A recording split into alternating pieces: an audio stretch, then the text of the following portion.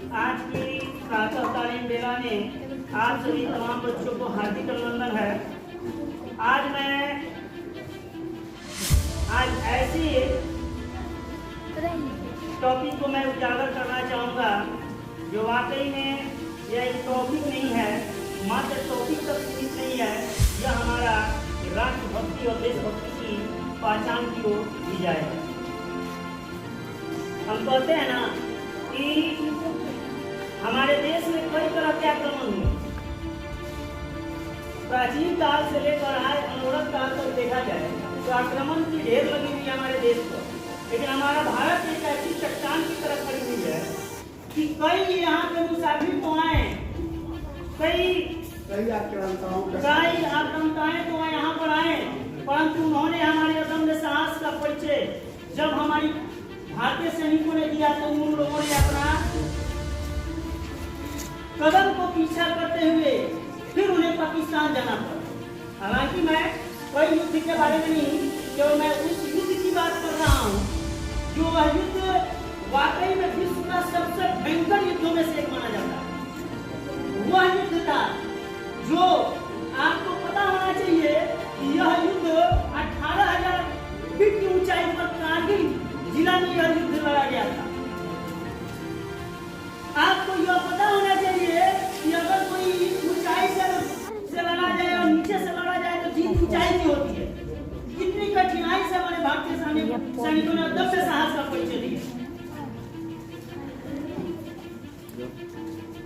आपको पता होना चाहिए कि जब हमारा 3 मई 1999 की यह घटना है, मैं 3 मई 1999 की घटना को स्मरण कर रहा हूँ कि जब एक भेड़ियाड़ा क्या हुआ है कि जब जा रहा है उस पहाड़ी की ओर तो देख रहा है कि यहाँ पर एक गजब की मुठभेड़ बनी हुई है। अरे ये मुठभेड़ कैसी है? उस भेड़ियाड़ा को कुछ सबका क्षमता के दायरे में आ गया। उसे जरूर लगा कि फिर से ये पाकिस्तानी चूहे कोई ना कोई खेल खेल रहे हैं। उन्हें 1947 का युद्ध, 1965 का युद्ध याद नहीं है, 1971 का युद्ध याद नहीं है। लग रहा है कि फिर ये चूहे निकल कर इनके पर निकल गए हैं। लग रहा है कि इन्हें फिर से कुछ औकात दिखानी होगी। वह भेड़ियाड़ा कल्पना करते हुए चिंतन करते हुए जाके हमारे आर्मी बटालियन की सारी कहानियां और किस्सा को बता रहा है। जब यह किस्सा को बता रहा है हमारी पूरी आर्मी बटालियन चौकना हो जा रही है। उनको यह याद हो चुका था कि लग रहा है कि अब युद्ध फिर कहीं रहेगा। हमारी चौकी पर कब्जा हो चुका है। बंकर पर कई तरह के बंकर बनाए थे पाकिस्तानियों ने। अब उन बंकरों का सामना करना, उन बंकरों का विध्वंस करना, ये सबसे बड़ा चुनौती भारतीय सैनिकों के लिए आ गया। यानी राष्ट्र को एक और कुर्बानी देने का समय आ गया था। उसी में एक वीर बहादुर योद्धा रहता है उस टीम का, जिसका नाम रहता है विक्रम बत्रा।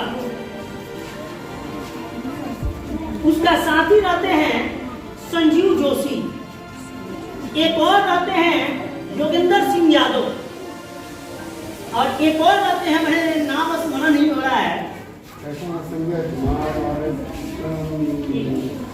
तो इन लोगों ने पहले रणनीति बनाई। भाई डायरेक्ट सैनिक से आप युद्ध नहीं कर सकते हैं। अगर आपको युद्ध करना होगा तो स्ट्रैटेजी बनानी पड़ेगी। स्ट्रैटेजी क्या? वो रणनीति बनानी पड़ेगी आपको। इन लोगों ने रणनीति बनाया और उस समय में कार्यकाल में हमारे भारत के प्रधानमंत्री अटल बिहारी वाजपेयी जी बड़ा निर्भय वह राष्ट्रपति हमारे देश के रहे हैं। मैं राष्ट्रपति के नाम से हम संबोधित करते हैं। वो प्रधानमंत्री थे और उन्होंने कहा कि देखो, उन्होंने कहा कि देखो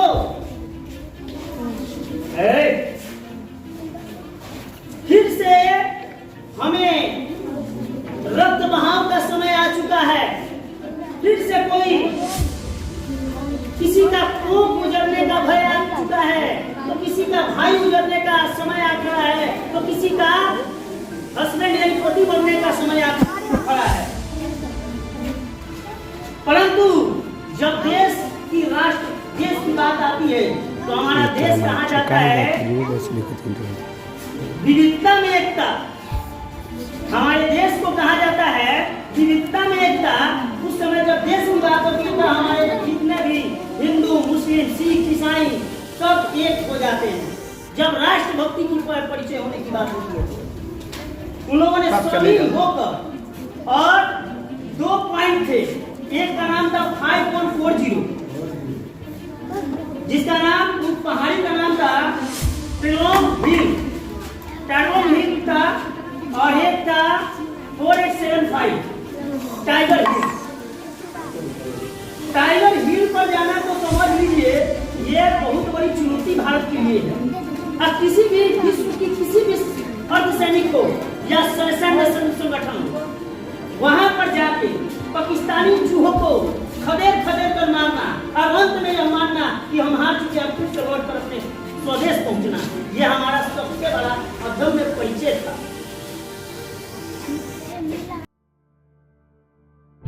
कि 5.40 को बहुत कम सैनिक गंवाए थे। मतलब इतना परिचय दे दिए थे कि 5.40 के मतलब ये चढ़ते वो भी मूनलेस नाइट था। मूनलेस नाइट समझते थे, चंद्रमा का प्रकाश नहीं था, और उनको पता था कि हम प्रकाश में युद्ध करेंगे तो मारे जाएंगे, क्योंकि प्रकाश में हर कोई पहचान लेगा। उन लोगों ने ऐसे रास्ता को खंगाला जहां से एकदम अंधेरा रास्ता जाता है। फिर भी जब जाते हैं तो 25 फीट के आसपास तक वो पहुंच जाए, दूरी रहता है। सैनिकों को बड़ा पता चलता, अंधाधुंध फायरिंग होने लगा। अंधाधुंध फायरिंग होने लगा। फिर सैनिक क्या हुआ कि बहुत सारे मारे गए। 3 दिन तक ये पता होना चाहिए कि जब हम युद्ध करने जाते हैं तो हम अपना खाना पीना सब लेकर जाते हैं। और वो विक्रम बत्रा पता है क्या लेकर गया था? अगर देखो भाई 3 दिन का ये ऑपरेशन होगा। हमें खाना लेकर जाने से ये ऑपरेशन मिशन कंप्लीट नहीं, पूरा नहीं होगा। अब हमें खाने के जगह अनेक गोली, बंदूक, बारूद लेकर चलना पड़ेगा। कई तरह के गोले, बारूद, बंदूक लेकर चलना पड़ेगा, क्योंकि खाना ले जाने का वहां पे समय नहीं है, परिस्थिति नहीं है, और न ही गाड़ी कोई है कि वहां पर लेकर हमें जा सकती है, क्योंकि ऊंचाई पर जाना है, एवरेस्ट तक चढ़ाई करना है। विक्रम बत्रा अदम्य साहस करते हुए घुसा 5.40 पे, और धड़ाधड़ अकेला विक्रम बत्रा 5 सैनिकों को धड़ाधड़ मारना चालू किया। 5 से 7 सैनिकों को अकेले, और इसके आसपास के आजू बाजू जितने भी सैनिक थे, और उन लोगों को लगा अरे भाई हमारा सेना नायक जो है, ये आर्मी चीफ जो है, यह अकेले लड़ पड़ा है, अरे हमें भी जल्दी फटाफट सभी सैनिकों ने यानी भारत से 30,000 सैनिक चढ़ाई किए थे। सभी सैनिकों ने मिलकर जैसे मिला लात, भूसा, जूता, पत्थर, बारूद, तोप, डायनामाइट जितना मिला उतना धोया गया। मतलब उस तरह से वॉशिंग मशीन में सर्फ डाला जाता है, और सर्फ डाल के वॉशिंग मशीन से क्या होता है, एकदम साफ करके हमारा कपड़ा निकल जाता है। उन लोगों को ऐसा धोआ कि वहाँ पे जहाँ पे सफेद पानी होना चाहिए, लाल रक्त की तरफ, पानी की तरफ बहाव बह रहा है। अब 5.40 कैप्चर हुआ। अब उसके बाद क्या हुआ था कि अगला हमारा मिशन था 4875। और इन लोगों ने 4875 को लगा रहे भाई ये उसमें जाबाज सिपाही है, एक तो उपेंद्र सिंह यादव है, और एक तो विक्रम बत्रा है, तो अकेले ही सबका मतलब 100 पे अकेले ही भारी, और एक संजीव जोशी है, और 2-4 को बहुत सारे लोग जिसका नाम है। इसमें एक कौन गुप्ता थे, वो शहादत प्राप्ति कर लिए थे। और विक्रम बत्रा को देखिए 4875, वी हैव नेशन 4875, और उन्होंने 487 पर चढ़ाई किया। और उसमें भी इतना देखिए लगभग जो हमारा टाइगर हिल है इस तरह से दम इस तरह से चढ़ना है।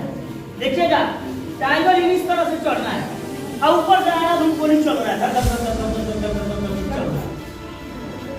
अब क्या हो रहा है भाई कि अब तो सारा दिमाग फेल हो जा रहा है। उसमें 50 फीट की ऊंचाई तक वो पहुंच चुका था, वहां से दूरी थी। फिर विक्रम बत्रा को 3 गोली लगा हुआ है, 3 गोली लगा हुआ है, जंघे पर लगा हुआ पाकिस्तानी। अब चूहे को लग गया ये अभी खत्म, कहानी खत्म। अब तो मार दिया विक्रम बत्रा को, अब दूसरा आएगा समझ लेंगे। विक्रम बत्रा जो था ना, उसका संजीव जोशी एक फ्रेंड की तरह रहते थे। तो कह रहा है, जानते हैं क्या है सर, आप अपने आप को केयर करें। अरे भाई कह रहे जानते हैं क्या, हम क्या केयर करे अभी इस बात के लिए, अभी तो हमारे पाकिस्तानी चूहे हमारे एवरेस्ट पे खड़े हैं। जब तक इन चूहों को ढूंढ ढूंढ के नहीं मारेंगे तब तक हमें चैन कहाँ।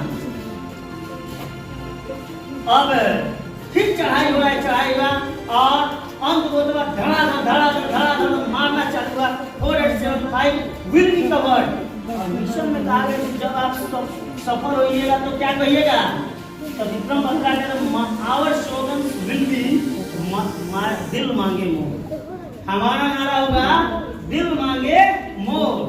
तो जब मिशन कंप्लीट होता है तो बोला जाए कि अल्फा टू डेल्टा उनका कोड वर्ड है, समझ लीजिएगा।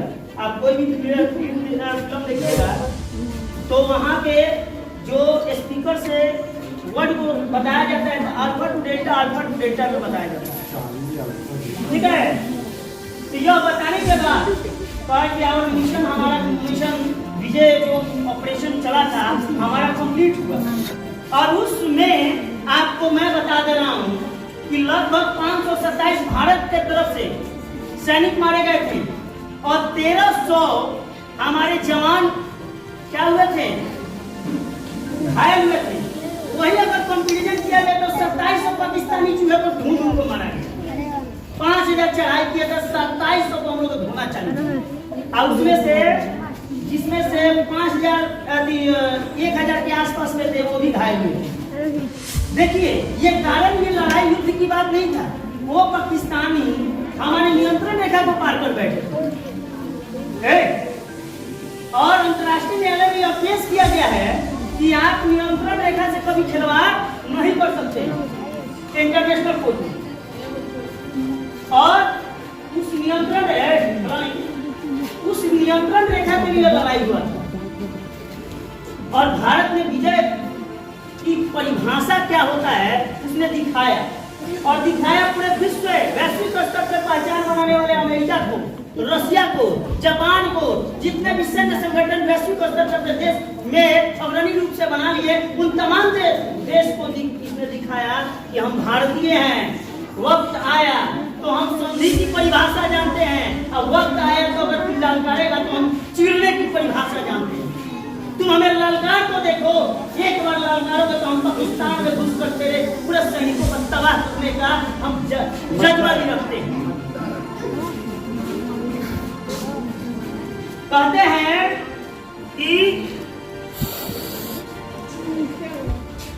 उस जिंदगी का क्या मतलब होता है, वो जो देश के काम ना आए।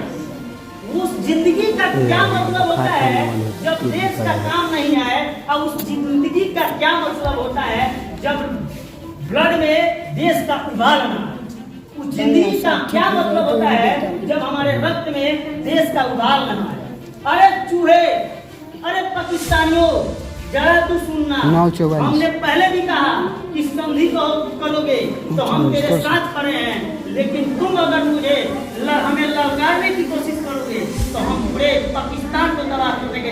तेरे ये छोटा सा नक्शा बिहार की तरह है ना, ये तुम्हारा छोटा सा नक्शा बिहार की तरह है ना, ये केवल बिहार वाले ही घुस कर तेरे पाकिस्तान को नाश कर देंगे। अब तेरा जो विश्व का नक्शा पे तो पटल हमने दिया है, तू अपने मन से नहीं बना है, हमने जो पटल बनाया है उस पटल को हम ही नाश करेंगे।